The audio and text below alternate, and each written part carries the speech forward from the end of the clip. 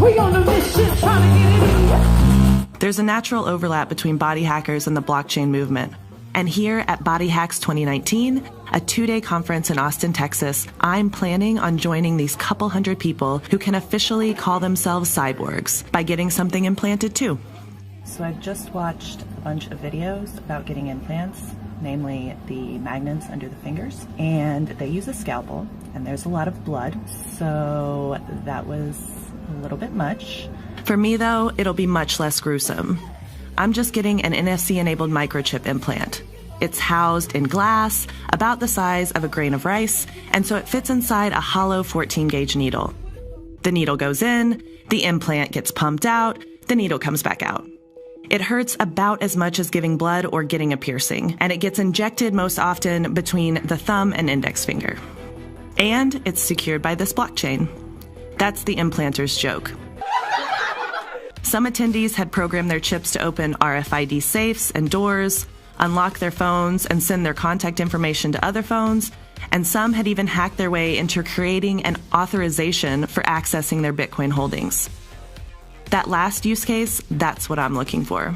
So on the last day of the conference, I sat down and a minute later excitedly exclaimed, "I'm a cyborg."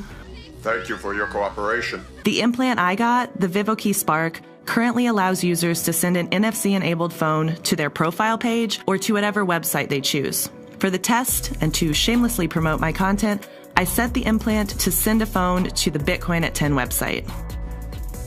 Oh, shit. It did, in fact, take me to Bitcoin at 10. Can I try? Yes. Now we'll try with another person's phone.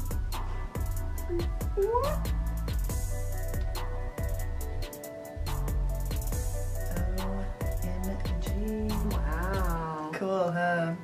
Next, I set it to take my phone to my Receive Bitcoin QR code, making it easy for people out and about to scan that code and tip me some crypto. $2? I guess, if that's all you're willing to give me, cheapskate. And in a week or so, VivoKey will be launching a new API that will allow users to program the chip to act as an authenticator key. With this, I should be able to request that every time I want to send or transfer Bitcoin out of an open source wallet, it'll ask me to scan the chip to validate that transaction. And that way, the chip will act as a unique security measure that might make my hand as valuable as Clean Eyes in Minority Report. But seriously, don't take my hand. I don't have that much crypto.